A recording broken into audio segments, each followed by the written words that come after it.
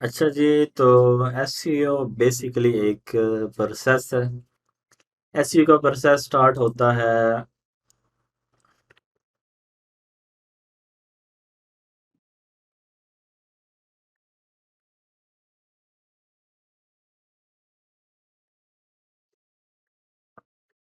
Keyword research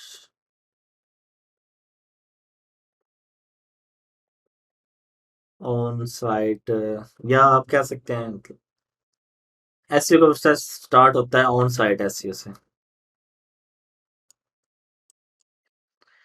on site SEO में आ जाता है थीम, वर्डप्रेस वगैरह वगैरह। उसके बाद ये प्रोसेस, या पंजाबी बोल लेने हैं। अच्छा, ਐਸੇ ਦਾ ਪ੍ਰੋਸੈਸ ਸਟਾਰਟ ਹੁੰਦਾ ਹੈ ਜੀ ਔਨ ਸਾਈਟ ਐਸੇ ਤੋਂ। ਥੀਮ, ਇਹਦੇ ਵਿੱਚ ਥੀਮ ਆ ਜਾਂਦੀ, ਥੀਮ ਦੀਆਂ ਸੈਟਿੰਗਾਂ, ਵਰਡਪ੍ਰੈਸ ਦੀ ਸੈਟਿੰਗ ਵਗੈਰਾ, ਵਰਡਪ੍ਰੈਸ ਦੇ ਪਲੱਗਇਨ ਵਗੈਰਾ ਵੀ। ਤੇ ਕਿਸੇ ਦਾ ਕੋਈ ਸਵਾਲ ਹੋਵੇ ਤੇ ਉਸ ਟਾਈਮ ਪੁੱਛ ਲਵਿਆ ਜੀ, ਠੀਕ ਹੈ ਨਾ। ਅੱਛਾ, ਸਾਰਿਆਂ ਤੋਂ ਪਹਿਲੇ ਔਨ ਸਾਈਟ ਐਸੀ ਹੁੰਦੀ ਹੈ। ਮੋਡ ਅਸੀਂ ਕਰੀ ਦੀ ਹੈ ਕੀਵਰਡ ਰਿਸਰਚ।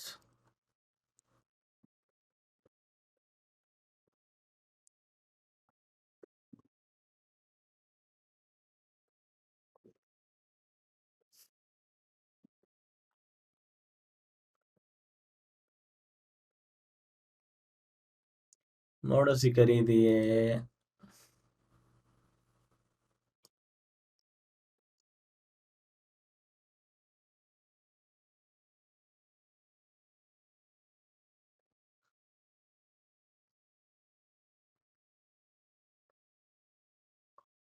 आप करी दी है या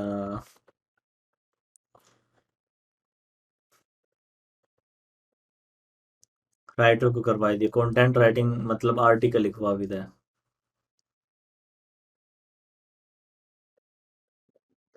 ਉਸ ਤੋਂ ਬਾਅਦ ਅਸੀਂ ਆਰਟੀਕਲ ਜਦੋਂ ਲਿਖੀ ਜਾਂਦਾ ਹੈ ਉਹਨੂੰ ਪਬਲਿਸ਼ ਕਰਕੇ ਤੇ ਅਸੀਂ ਕਰੀ ਦੀ ਹੈ ਔਨ ਪੇਜ ਐਸਈਓ। ਮੁੜ ਅਸੀਂ ਕਰੀ ਦੀ ਹੈ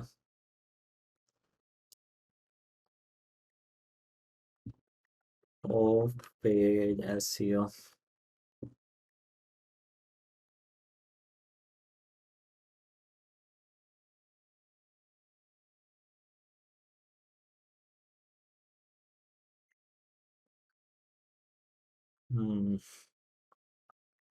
ਮੁੜ ਅਸੀਂ ਔਨ ਪੇਜ SEO ਦੇ ਵਿੱਚ ਬੇਸਿਕਲੀ ਇਹ ਮੇਰਾ ਆਪਣਾ ਜ਼ਾਤੀ ਖਿਆਲ ਹੈ, ਸ਼ਾਇਦ ਦੂਸਰੇ SEO ਦੇ ਨਾ ਸਮਝਦੇ ਹੋਣ, ਲੇਕਿਨ ਬੇਸਿਕਲੀ ਜਿਹੜਾ ਸਕੀਮਾ ਹੁੰਦਾ ਹੈ ਨਾ ਉਹਨੂੰ ਵੀ ਮੈਂ ਔਨ ਪੇਜ SEO ਦਾ ਹਿੱਸਾ ਸਮਝਣਾ।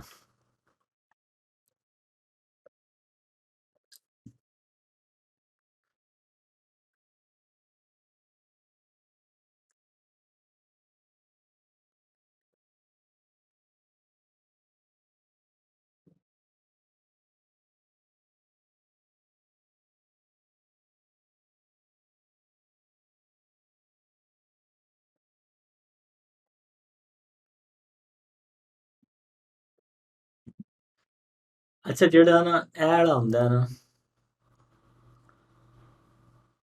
ਪਹਿਲਾ ਪਹਿਲੀ ਸ਼ਾਖ, ਇਹਨੂੰ ਅਸੀਂ ਸਿਰਫ ਇੱਕ ਵਾਰੀ ਕਰੀਦਾ, ਕਿਉਂਕਿ ਮਤਲਬ ਅਸੀਂ ਪੂਰੀ ਵੈਬਸਾਈਟ ਬਣਾ ਕੇ ਉਹਦੀ ਇੱਕ ਵਾਰੀ ਪੱਕੀ ਪੀਡੀ ਸੈਟਿੰਗ ਕਰਦੇ ਵੀ ਤੇ ਰੋਜ਼ ਰੋਜ਼ ਸਾਨੂੰ ਚੇਂਜ ਕਰਨਾ ਕੋਈ ਨਹੀਂ ਪਾਉਂਦਾ। ਜਿਵੇਂ ਕਿ ਮਤਲਬ ਇਹਦੇ ਵਿੱਚ ਕਾਫੀ ਚੀਜ਼ਾਂ ਆ ਜਾਂਦੀਆਂ ਨੇ। ਅਗਰ ਵਰਡਪ੍ਰੈਸ ਤੁਸੀਂ ਕਰੋ ਤਾਂ ਮਤਲਬ ਕਚਰਾ ਵਗੈਰਾ ਸਾਫ਼ ਕਰੀਦਾ ਅਸੀਂ ਪਹਿਲੇ ਵੈਬਸਾਈਟ ਤੇ ਜਿਹੜਾ ਹੁੰਦਾ ਹੈ, ਪੋਸਟਾਂ ਵਗੈਰਾ।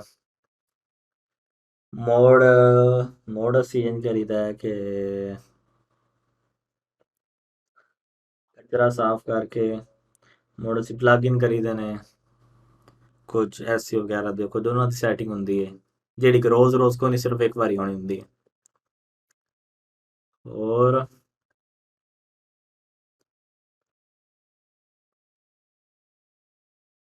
ਔਰ ਬਸ ਇੰਨਾ ਕੁਝ ਹੀ ਹੁੰਦਾ ਹੈ। ਉਸ ਤੋਂ ਬਾਅਦ ਜਿਹੜੇ ਇਹ ਦੂਸਰੇ ਹੁੰਦੇ ਨੇ ਨਾ, ਇਹ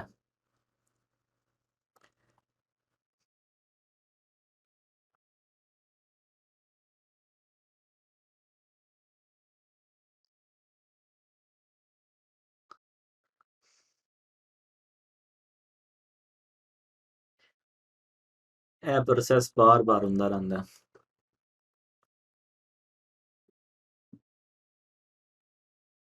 ਮਤਲਬ ਅਸੀਂ ਕੀਵਰਡ ਰਿਸਰਚ ਕਰੀਦੀ ਹੈ, ਕੀਵਰਡ ਫਾਈਂਡ ਕਰੀਦਾ ਹੈ, ਮੁੜ ਉਹਦੇ ਤੇ ਆਰਟੀਕਲ ਲਿਖਵਾਈਦਾ ਹੈ, ਮੁੜ ਉਹਦੀ ਔਨ ਪੇਜ ਐਸਈ ਕਰੀਦੀ ਹੈ, ਮੁੜ ਆਫ ਪੇਜ ਐਸਈ ਕਰੀਦੀ ਹੈ।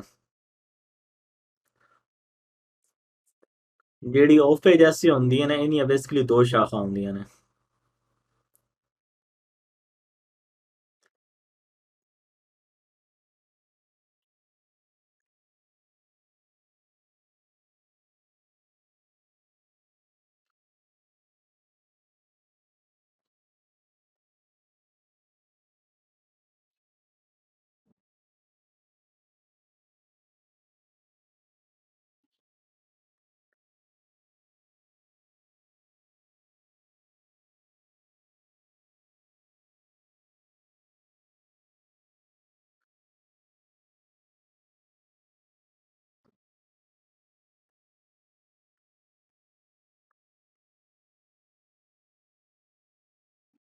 ਇੱਕ ਹੁੰਦੀ ਹੈ ਡੋਮੇਨ ਲੈਵਲ,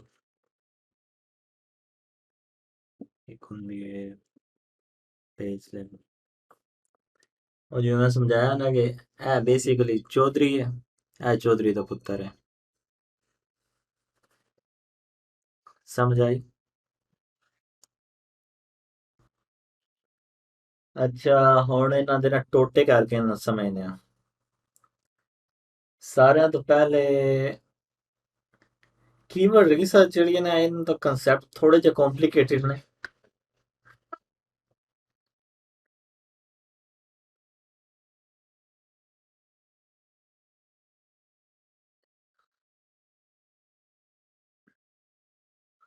ਇਹਦੇ ਵਿੱਚ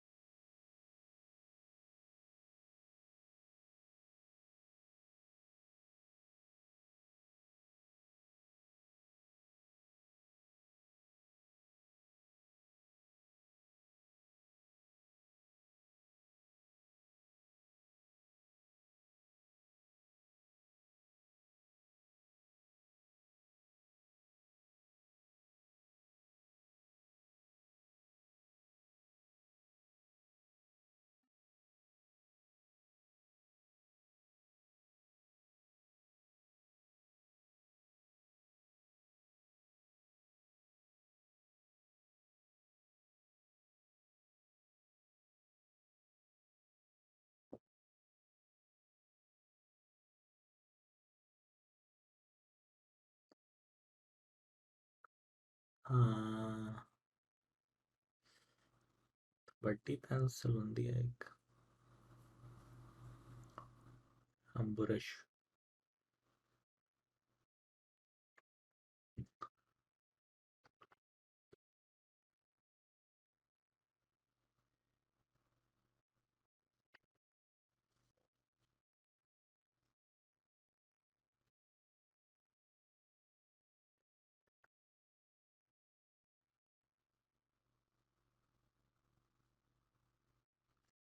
ਅੱਛਾ, ਨਾ ਇੱਕ ਚੀਜ਼ ਹੁੰਦੀ ਹੈ ਸਰਚ ਵੋਲੀਅਮ।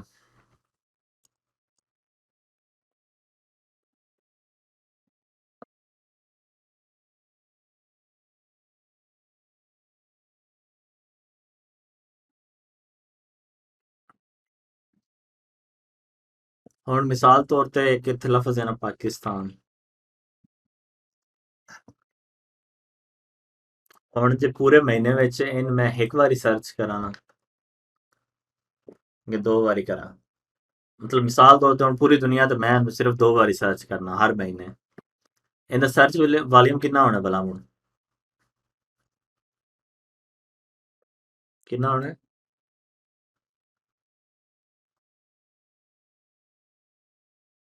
ਹਾਂ, ਦੋ।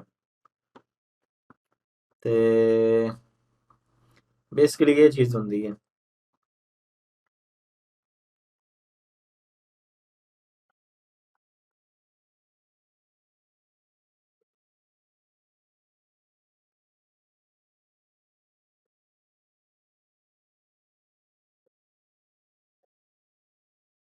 ਹੁਣ ਜਿਹੜੇ ਕੀਵਰਡ ਹੁੰਦੇ ਨੇ ਇਹਨਾਂ ਦੀਆਂ ਤਿੰਨ ਕਿਸਮਾਂ ਹੁੰਦੀਆਂ ਨੇ, ਇਹਨਾਂ ਦੀ ਲੰਬਾਈ ਦੇ ਹਿਸਾਬ ਨਾਲ। ਇੱਕ ਹੈਡ ਕੀਵਰਡਸ ਹੁੰਦੇ ਨੇ, ਇੱਕ ਬੋਡੀ ਕੀਵਰਡਸ ਹੁੰਦੇ ਨੇ, ਤੇ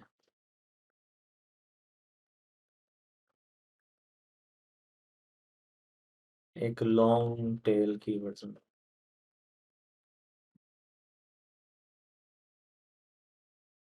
ਹੈਡ ਜਿਹੜੇ ਹੁੰਦੇ ਨੇ ਇਹਨਾਂ ਨੂੰ ਸ਼ਾਰਟ ਟੇਲ ਵੀ ਆਖਿਆ ਜਾਂਦਾ, ਤੇ ਬਾਡੀ ਵਾਲਿਆਂ ਨੂੰ ਮੀਡੀਅਮ ਟੇਲ, ਮੀਡੀਅਮ ਜਾਂ ਮਿਡਲ, ਦਰਮਿਆਨ में।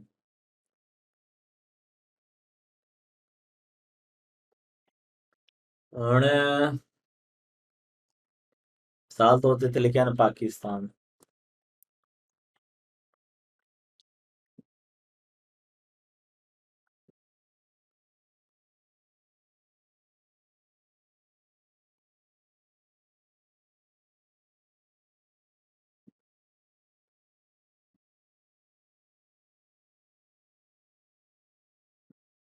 ਹੁਣ ਇਹ ਤਿੰਨ ਕੀਵਰਡ ਨੇ।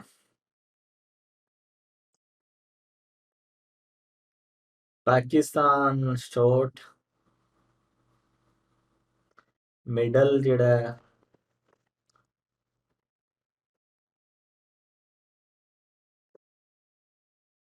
ਉਹ ਇਹ ਹੋਣਾ ਹੈ, ਤੇ ਜਿਹੜਾ ਲੌਂਗ ਟੇਲ ਹੋਣਾ ਉਹ ਇਹ ਹੋਣਾ।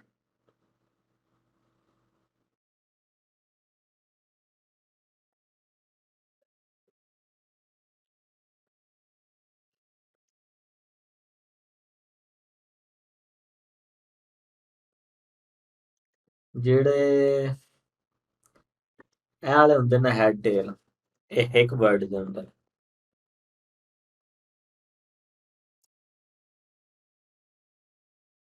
ਇਹ ਦੋ ਵਰਡ ਦੇ।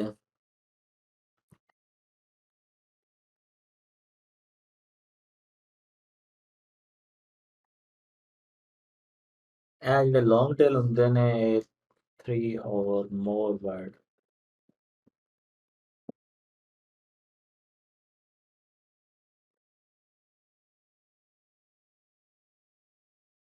ਸਮਝ ਆਈ?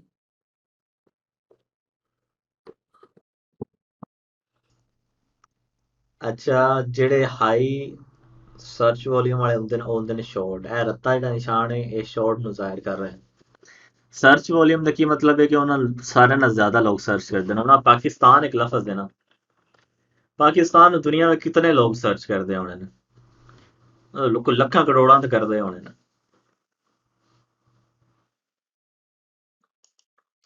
ਤੇ ਹੁਣ ਐਵੇਂ ਜਿਹੜਾ ਦੂਜਾ ਵਰਡ ਹੈ ਪਾਕਿਸਤਾਨ ਫਾਊਂਡਰ,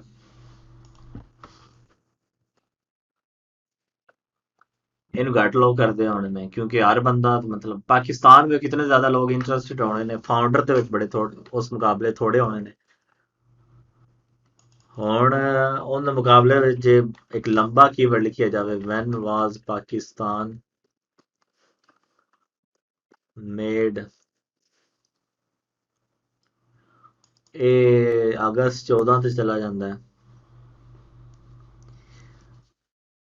ਓ ਸੌਰੀ, ਅਗਸਤ 14, ਮਤਲਬ ਇਹ ਲੰਬਾ ਕੀਵਰਡ ਇਨ ਘੱਟ ਲੋग ਸਰਚ ਕਰਦੇ ਨੇ।